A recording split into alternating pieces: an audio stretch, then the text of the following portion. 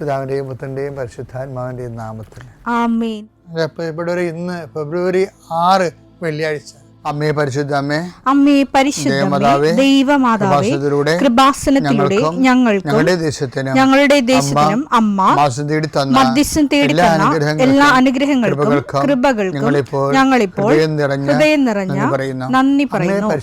അമ്മേ പരിശുദ്ധമ്മേ ദൈവമാതാവേ, 2004 ഡിസംബർ 7 ഉച്ചകഴിഞ്ഞ് 2:30 കൃപാസനത്തിൽ സംഭവിച്ച അമ്മയുടെ പ്രത്യക്ഷപ്പെടലിനെ കുറിച്ച് തിരുസഭയ്ക്ക് സമർപ്പിച്ചിരിക്കുന്ന പഠനരേഖകളുടെ മേൽ സഭാത്മകമായ പഠനം ആരംഭിക്കുവാൻ ഞങ്ങൾ പ്രാർത്ഥിക്കുന്നു. അമ്മേ പരിശുദ്ധമേ, ഭൂസ്വർലോകങ്ങളുടെ രാജ്ഞിയായ അങ്ങേയ്ക്ക് ഭൗമസംരക്ഷണത്തിനായി പ്രപഞ്ചപ്രകൃതിയെ തന്നെ തിരുസഭ പ്രതിഷ്ഠിക്കുവാൻ ഈ പ്രത്യക്ഷീകരണം വഴി ഇടയാക്കണമേ. പരിശുദ്ധമേ, ജപമാല മാതാവേ, സകല കൃപാസനം പ്രാർത്ഥനയോടും ചേർത്ത് ഞങ്ങളിപ്പോൾ പ്രാർത്ഥിക്കുന്ന ഈ കുടുംബത്തിന്റെ പ്രത്യേക നിയോഗം പറ മക്കളെ.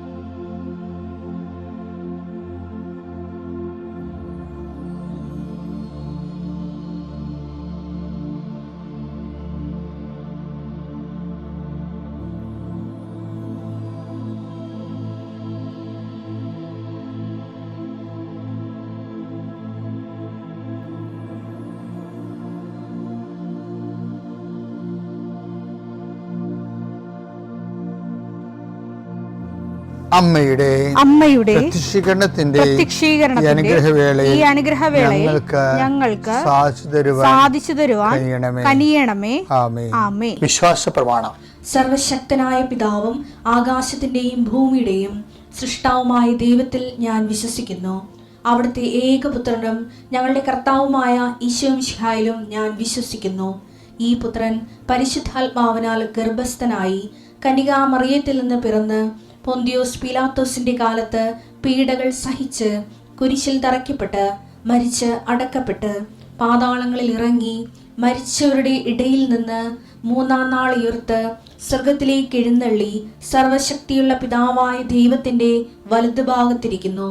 അവിടെ നിന്ന് ജീവിക്കുന്നവരെയും മരിച്ചവരെയും വിധിക്കുവാൻ വരുമെന്നും ഞാൻ വിശ്വസിക്കുന്നു. പരിശുദ്ധാത്മാവിലും ഞാൻ വിശ്വസിക്കുന്നു. വിശുദ്ധ കത്തോലിക്കാ സഭയിലും പുണ്യവാന്മാരുടെ ഐക്യത്തിലും പാപങ്ങളുടെ മോചനത്തിലും ശരീരത്തിന്റെ ഉയർപ്പിലും നിത്യമായ ജീവിതത്തിലും ഞാൻ വിശ്വസിക്കുന്നു. ആമേൻ. സുഖസ്ഥനായ ഞങ്ങളുടെ പിതാവേ, അങ്ങയുടെ നാമം പൂജിതമാകണമേ. അങ്ങയുടെ രാജ്യം വരണമേ. അങ്ങയുടെ തിരുമനസ് സ്വർഗത്തിലെ പോലെ ഭൂമിയിലും ആകണമേ. അന്നു വേണ്ടുന്ന ആഹാരം ഇന്ന് ഞങ്ങൾക്ക് തരണമേ. ഞങ്ങളോട് തെറ്റ് ചെയ്യുന്നവരോട് ഞങ്ങൾ ക്ഷമിക്കുന്നത് പോലെ ഞങ്ങളുടെ തെറ്റുകൾ ഞങ്ങളോടും ക്ഷമിക്കണമേ. ഞങ്ങളെ പ്രലോഭനത്തിൽ ഉൾപ്പെടുത്തരുതേ, തിന്മയിൽ ഞങ്ങൾ രക്ഷിക്കണമേ. ആമേൻ. നന്മ നിറഞ്ഞ മറിയമേ, സ്വസ്തി. കർത്താവ് അങ്ങയുടെ കൂടെ സ്ത്രീകളിൽ അങ്ങ് അനുഗ്രഹിക്കപ്പെട്ടവളാകുന്നു. അങ്ങയുടെ ഉദരത്തിൻ ഫലമായി ഈശോ അനുഗ്രഹിക്കപ്പെട്ടവനാകുന്നു. പരിശുദ്ധ മറിയമേ, തമ്പുരാന്റെ അമ്മേ, പാപികളായ ഞങ്ങൾക്ക് വേണ്ടി ഇപ്പോഴും ഞങ്ങളുടെ മരണസമയത്തും തമ്പുരാനോട് അപേക്ഷിക്കണമേ. ആമേൻ. കർത്താവേ, നിന്റെ ഉന്നതമായ നാമത്തിന് സ്തോത്രം ചെയ്യുന്നു. കർത്താവേ, നിന്റെ വിശുദ്ധ പൗരോഹിത്യത്തെ മഹത്വപ്പെടുത്തണം. കർത്താവേ, സഭയിലുള്ള സാന്നിധ്യം പ്രകടമാക്കണം. 40 വർഷം അർപ്പിച്ച കുർബാനയുടെ യോഗ്യതയായി കൃപാസ്ഥാനത്താരെ ജീവനോടെ പ്രത്യക്ഷപ്പെട്ട പരിശുദ്ധ അമ്മയുടെ പ്രത്യക്ഷീകരണ സ്ഥിരീകരണത്തിനായി ഇന്ന് കൃപാസ്ഥാനത്താരെ നടക്കുന്ന 10,000-കണക്കിന് മനുഷ്യരുടെ പ്രാർത്ഥനയോട് കൂടെ ദൈവവേദലെ ഞാൻ നിന്നെ ഈശോനാമത്തിൽ ആസ്വദിക്കുന്നു. കർത്താവേ, ജോലിയില്ലാത്തവര്, വീടില്ലാത്തവര്, ജീവിതത്തിൽ കലഹങ്ങളും ഭിന്നതകൊണ്ട് പിരിഞ്ഞു താമസിക്കുന്ന ജീവിത പങ്കാളികളെ, കുഞ്ഞുങ്ങളുടെ തെറ്റായ അവസ്ഥകൾ കണ്ട് വിഷമിക്കുന്ന മാതാപിതാക്കന്മാരെ, ശാരീരികമായ രോഗങ്ങളെ അവസരപ്പെടുന്നതും രോഗം ആകുന്നതിന് സമയമെടുക്കുന്നില്ല എന്ന് ഓർത്ത് ഉത്കണ്ഠപ്പെടുന്നവരെയും സമർപ്പിച്ച് പ്രാർത്ഥിക്കുന്നു. ഇന്ന് യാത്ര ചെയ്യുന്നവരെ, ഇന്നത്തെ യാത്രയ്ക്ക് വേണ്ടി വിവിധമായ ഒരുക്കിയിരിക്കുന്ന ലക്ഷ്യങ്ങൾ, കണ്ടുമുട്ടുന്ന വ്യക്തികൾ, സംസാരിക്കുന്ന സംഭാഷണങ്ങൾ, എഴുതുന്ന രേഖകൾ, ഒപ്പിടുന്ന ഡോക്യുമെൻറ്റുകൾ, പങ്കെടുക്കുന്ന ഇൻ്റർവ്യൂകൾ, സെൻഡ് ചെയ്യുന്ന മെസ്സേജുകൾ എല്ലാം കർത്താവിൻ്റെ കൃപയാൽ നിറയപ്പെടാനും, നീ ഇന്ന് തിരികെ എത്തുന്ന സമയത്ത് കർത്താവിൻ്റെ കൃപ നിന്നെ നിറഞ്ഞു നിന്നുകൊണ്ട് സന്തോഷം വന്ന് ഉറങ്ങുവാനും, ഇന്നത്തെ ദിവസം മുൻനിർത്തി നീ കണ്ടുമുട്ടുന്ന ഓരോ നിമിഷങ്ങളെയും, നിൻ്റെ ഓരോ സമയങ്ങളെയും, സന്ദർഭങ്ങളെയും, എല്ലാം സംരംഭങ്ങളെയും പരിശുദ്ധമ്മ ദൈവമാതാവിൻ്റെ മധ്യസ്ഥത്തിൽ രാത്രിയും തിരിച്ചെത്തുന്നവരെ കർത്താവിൻ്റെ നാമത്തിൽ മാതാവിൻ്റെ മധ്യസ്ഥതയും ഞാൻ നിൻ്റെ ജീവിതത്തെയും നിൻ്റെ കുടുംബത്തെയും ഈശോ നാമത്തെ ആശീർവദിക്കുന്നു. എൻ്റെ പ്രിയപ്പെട്ടവരെ, നമ്മൾ ഈ 4 ദിവസവും വിശ്വാസ വളർച്ചയുടെ വിവിധ ഘടകങ്ങളെയും അതിൻ്റെ വളർച്ചയുടെ പരിണാമ ദിശകളെയും, ആ വിശ്വാസം വളർന്ന് സ്നേഹമാകുന്നതും വിശ്വാസം വളർന്ന് ക്ഷമയാകുന്നതൊക്കെ നമ്മൾ കണ്ടു. അപ്പോൾ നിനക്ക് സ്നേഹവും ക്ഷമയും ഉണ്ടെങ്കിൽ കടുത്ത വിശ്വാസിയാണ് നീ എന്നുള്ള അസസ്മെൻ്റാണ് വരണത്. ഇതിൻ്റെ ചുവട് പിടിച്ച് ഇനി 10 ദിവസം കുറേ കാര്യങ്ങൾ പറയുന്നുണ്ട്. കാര്യം ഇതിൻ്റെ മുഴുവനും വിശ്വാസ വളർച്ചയുടെ മുഴുവനും ടീച്ചിങ് എയ്ഡ്, അതുപോലെ തന്നെ പരീക്ഷണ നിലവെന്ന് പറയാം. പുതിയ പുതിയ വളങ്ങൾ കാണുമ്പോൾ കർഷകർ അത് നേരിട്ട് കൊണ്ടുപോയി പാടശേഖരത്തിൽ എല്ലാத்தைയും വിതറത്തില്ല. ആദ്യം ഒരു മാതൃക തോട്ടം ഉണ്ടാക്കിയിട്ട് അവിടെ ഇതൊക്കെ പരീക്ഷിച്ച് നോക്കും. കർത്താവ് സുവിശേഷത്തിൽ കർത്താവ് കൊണ്ടുവന്ന പുതിയ ഐറ്റംസ് എല്ലാം, വിശ്വാസത്തിൻ്റെ പുതിയ ഐറ്റംസ് എല്ലാം കർത്താവ് ഒരു മാതൃക തോട്ടം ഉണ്ടാക്കി കർത്താവ് പരീക്ഷിച്ചിട്ടാണ് പുറത്തേക്ക് വിതരണം ചെയ്യേണ്ടത്. അതിൻ്റെ ആ മാതൃക തോട്ടത്തിൻ്റെ പേരാണ് പത്രോസ്. കർത്താവിൻ്റെ പരീക്ഷയുടെ തോട്ടമാണ്. ഇവൻ തോറ്റ കർത്താവ് തോക്കും. അത് കാരണം പത്രോസിനോട് ശാസിച്ചും സ്നേഹിച്ചും അതിമനോഹരമായിട്ട് കൊണ്ടുനടക്കണ കാണാം. വല്ലാത്തൊരു ബന്ധമാണ് അവർ തമ്മിൽ. ഇപ്പം വിശ്വാസത്തിൻ്റെ കാര്യത്തിൽ പത്രോസ് ഒത്തിരി കാര്യങ്ങൾ കർത്താവിൽ നിന്ന് പഠിച്ചു. കർത്താവിൻ്റെ ആ ലൈൻ പത്രോസ് ഫോളോ ചെയ്യുന്നുണ്ടായിരുന്നു. ശരിക്കും കർത്താവിനെ ടൈറ്റായിട്ട് ഫോളോ ചെയ്യുന്ന ഒരാളാണ് പത്രോസ്. അപ്പം പല കാര്യങ്ങളും പത്രോസിന് റേഷനും വിലക്കാണ് കിട്ടണത്. ഭയങ്കര റേഷൻ വില എന്ന് പറയണത്. പത്രോസിനോട് പറയും, ഇതിൻ്റെ വില നീ കൊടുക്കണില്ല, ഇത് പിതാവ് സൗജന്യ ദാനം തന്നിരിക്കുന്നതാണ്, നിനക്ക് മാത്രമേ ഉള്ളൂ കേട്ടോ എന്ന് പറയും. അതാണ് എൻ്റെ പിതാവ് വെളിപ്പെടുത്തുന്നതാണെന്നൊക്കെ പറയുന്നത്. വളരെ ഭയങ്കര അമൂല്യമായ സംഭവങ്ങളെ കാശ് വാങ്ങിക്കാൻ സൗജന്യമായിട്ട് കൊടുക്കും. അത് 10 ദിവസം ആണ് ഈ മാതൃക പൂന്തോട്ടമായിട്ടിരിക്കണല്ലേ കർത്താവിൻ്റെ പരീക്ഷണങ്ങളിലെ എല്ലാത്തിൻ്റെയും.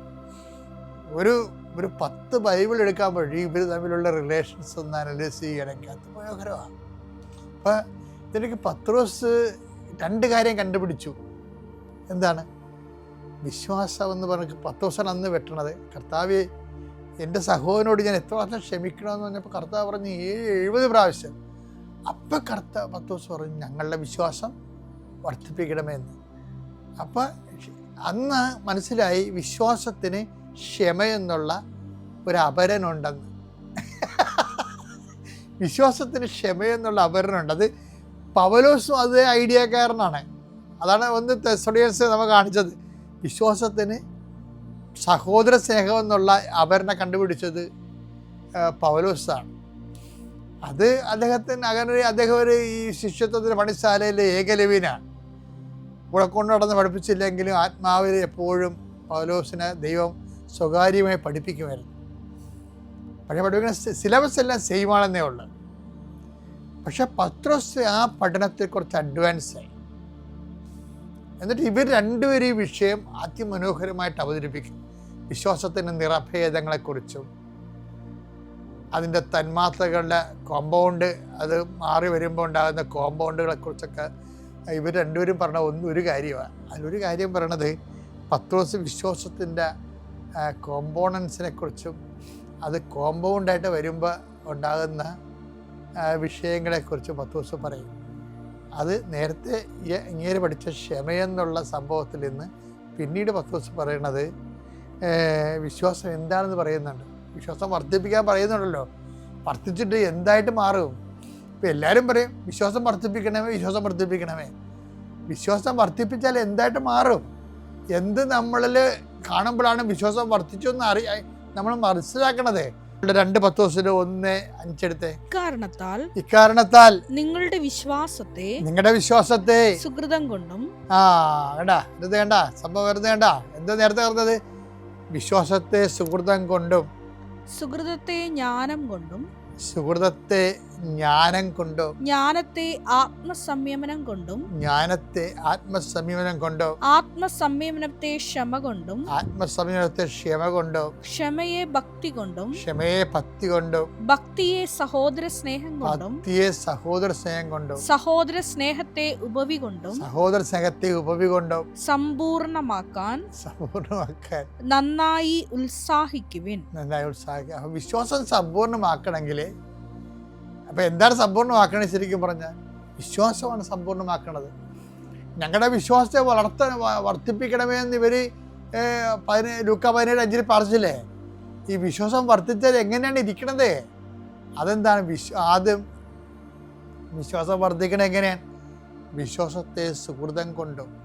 ഈ ഉടമ്പടിയിലൊക്കെ ഇത്രയും രാത്രിയും പകലും കൃപാസനത്തിൽ ആൾക്കാർ വരികയും ഉടമ്പടിയിൽ ആൾക്കാർ ജീവിക്കുകയും ചെയ്യുന്നതിൻ്റെ കാരണം ഈ വിശ്വാസത്തിൻ്റെ ജീവിത കളരിയിൽ സുഹൃതങ്ങൾ ഒത്തിരി മനുഷ്യർ അഭ്യർത്ഥിക്കുന്നുണ്ട്. വീട്ടിലും നാട്ടിലും അപരിചിതമായ മേഖലകളിലും എല്ലാം വിശ്വാസത്തിന് സാക്ഷ്യം വഹിച്ചുകൊണ്ട് കൃപാവര പ്രവൃത്തികൾ ചെയ്തുകൊണ്ട് വിശ്വാസത്തെ ഇവർ വളർത്തിയെടുക്കുകയാണ്. അപ്പോൾ നമ്മൾ നേരത്തെ ദിവസങ്ങളിൽ കണ്ടത് എന്താണ്? വിശ്വാസത്തിൻ്റെ അപരന്മാരെന്തൊക്കെയാണ്? വിശ്വാസത്തിൻ്റെ പരിഷ്കൃത രൂപങ്ങൾ, വിശ്വാസത്തിൻ്റെ റിഫൈൻഡ് ആയിട്ടുള്ള വിശ്വാസത്തിൻ്റെ എന്താ വെച്ചാൽ സംസ്കൃത രൂപങ്ങൾ. വിശ്വാസത്തിൻ്റെ സംസ്കൃത രൂപങ്ങളെന്ന് പറയുമ്പോൾ ഒന്നെന്താണ്? പരസ്പര സ്നേഹം. വിശ്വാസത്തിൻ്റെ സംസ്കൃത രൂപം 2 എന്താണ്? ക്ഷമ. നമ്മളത് ഇന്നലെ കണ്ടായിരുന്നു. ക്ഷമയെന്ന് പറഞ്ഞാൽ എന്താണ്? സഹിക്കുന്ന സ്നേഹത്തിനാണ് ക്ഷമയെന്ന് പറഞ്ഞാൽ. അപ്പോൾ നമുക്ക് നഷ്ടമാണ് ശരിക്കും പറഞ്ഞാൽ. സ്നേഹം തന്നെയാണ്, പക്ഷെ അതിനകത്തൊരു സഹനമുണ്ട്. അതുകൊണ്ട് സഹിക്കുന്ന സ്നേഹമാണ് വിശ്വാസം അല്ലെങ്കിൽ ക്ഷമ. അതും ശരിക്കും പറഞ്ഞാൽ വിശ്വാസം തന്നെയാണ്. ഇപ്പം എന്താ ഒരു കുഴപ്പം വന്നിരിക്കണമെന്ന് വെച്ച് കഴിഞ്ഞാൽ ഈ വിശ്വാസം എന്നുള്ളത് ആശയപരമായ എന്തോ വിഷയമായിട്ടാണ് പലരുടെയും തിരക്കേറിയിരിക്കുന്നത്. എന്നല്ല, ഇത് യേശുക്രിസ്തു എന്ന് പറഞ്ഞൊരു റിഡംറ്റീവ് പ്രോജക്റ്റിൻ്റെ ആ ഒരു പേഴ്സണിൻ്റെ അടിസ്ഥാനത്തിലുള്ള വിശ്വാസ പ്രക്രിയ അല്ലെങ്കിൽ മുന്നേറ്റങ്ങളിൽ വരുന്നതാണ് എന്താണ്? 1 സ്നേഹം, അതും വിശ്വാസം തന്നെ. 2 ക്ഷമ നമ്മൾ കണ്ടു. ഇപ്പം എന്താ പറയണത്? വിശ്വാസത്തെ സുഹൃതം കൊണ്ടും. സുഹൃതം എന്ന് പറഞ്ഞു കഴിഞ്ഞാൽ സൽപ്രവൃത്തികൾ അല്ലെങ്കിൽ കൃപാവര പ്രവൃത്തികൾ. പിന്നെന്താ? വിശ്വാസത്തെ സുഹൃതം കൊണ്ടും സുഹൃതത്തെ ജ്ഞാനം കൊണ്ടും. ഇപ്പം സുഹൃതം ഇങ്ങനെ കൂട്ടി വരുമ്പോൾ എന്തുമാത്രം സുഹൃതങ്ങളാണ് ആൾക്കാർ ചെയ്ത് കൊടുക്കുക. ഇപ്പം പണ്ട് നന്മ മലകൾ എന്നൊക്കെ പറഞ്ഞ് എന്തുമാത്രം മരങ്ങളിവിടെ വാടിക്കൊഴിഞ്ഞ് വീണ മണ്ണാണിത്. ഇപ്പോൾ നന്മ മരങ്ങളൊന്നും ഇതിനെക്കുറിച്ച് കേൾക്കണില്ലല്ലോ. ആ സുഹൃതങ്ങളുടെ ഒരു പ്രശ്നം എന്ന് വെച്ച് കഴിഞ്ഞാൽ സുഹൃതത്തെ എന്താണ്? ജ്ഞാനം കൊണ്ട്. അല്ല, കേവലം ഒരു മനുഷ്യന് ഒരു സുഹൃതം ചെയ്യുന്നതിന് അടിസ്ഥാനങ്ങളുണ്ടാകണം. സുവിശേഷ സുഹൃത്തത്തിൻ്റെ അടിസ്ഥാനം എന്താണ്? ക്രിസ്തുവാണ്. അപ്പം ക്രിസ്തു കേന്ദ്രീകൃതമായ പ്രവർത്തനങ്ങളാണ് ജ്ഞാനത്തിൽ വരുന്നത്. ജ്ഞാനം എന്ന് പറയുന്നത് അനുഭവം, അറിവും ആ എന്തിനു വേണ്ടിയാണ് ഇപ്പോൾ സുഹൃതം ചെയ്യുന്നത്. സുഹൃത്ത് ഒരാൾ ചെയ്യണത് എന്തിനു വേണ്ടിയാണ്? ക്രിസ്തുവിൻ്റെ നാമത്തെ മഹത്വപ്പെടുത്താൻ. അതാണ് എൻ്റെ ജ്ഞാനം എന്ന് പറയണത്. ക്രിസ്തുവിൻ്റെ നാമത്തെ മഹത്വപ്പെടുത്താൻ. അല്ലെങ്കിൽ ഇപ്പം ചില ആൾക്കാരെ വോട്ട് ചെയ്യാൻ വേണ്ടി കാറ് പിടിച്ചാൽ കൊണ്ടുപോകത്തില്ലേ? വോട്ട് ചെയ്ത് കഴിയുമ്പോൾ പിന്നെ ആ കാറും ഉണ്ടാകത്തില്ല, സൈക്കിളും ഉണ്ടാകത്തില്ല. അങ്ങനെ സുഹൃത്തം ചെയ്യുന്ന ആൾക്കാരില്ലേ നാട്ടിൽ? അതുപോലെ ജ്ഞാനമില്ല അതിനകത്ത്. നമുക്ക് സുഹൃത്തം ചെയ്യുമ്പോൾ ഒരു ജ്ഞാനമുണ്ട്. എന്താണ്? ക്രിസ്തുവിൻ്റെ നാമത്തെ മഹത്വപ്പെടുത്തുന്നതിന് വേണ്ടിയും ദൈവവചനത്തിൻ്റെ പൂർത്തീകരണത്തിന് വേണ്ടിയാണ് നമ്മൾ സൽപ്രവൃത്തികൾ ചെയ്യുന്നത്. ഇനിയിപ്പോൾ അടുത്ത ദിവസം പറയാം. ഇത് ഓരോ ദിവസം കേട്ടാൽ മതി. ഇപ്പം നിങ്ങൾ അതായത് ആദ്യം നമ്മൾ വിശ്വാസം സ്നേഹമാണെന്ന് കണ്ടു, വിശ്വാസം ക്ഷമയാണെന്ന് കണ്ടു, ഇപ്പോൾ വിശ്വാസം സുഹൃതമാണെന്ന് കണ്ടു, വിശ്വാസം ജ്ഞാനമാണെന്ന് കണ്ടു. അപ്പം നിങ്ങൾക്ക് ജ്ഞാനം ഉണ്ടെങ്കിൽ, സുഹൃതം ഉണ്ടെങ്കിൽ, ക്ഷമയുണ്ടെങ്കിൽ, സ്നേഹമുണ്ടെങ്കിൽ നിങ്ങൾ കടുത്ത വിശ്വാസിയാണെന്ന് അർത്ഥം.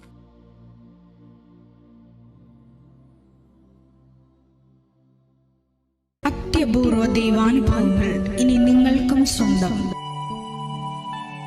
ഈ യൂട്യൂബ് ചാനൽ ഇതുവരെ സബ്സ്ക്രൈബ് ചെയ്തിട്ടില്ലെങ്കിൽ ഇപ്പോൾ തന്നെ സബ്സ്ക്രൈബ് ചെയ്യുക. ഈ വീഡിയോ ഇപ്പോൾ തന്നെ നിങ്ങളുടെ സുഹൃത്തുക്കൾക്ക് ഷെയർ ചെയ്തുകൊണ്ട് കർത്താവിൻ്റെ പ്രേക്ഷിതരാകുക.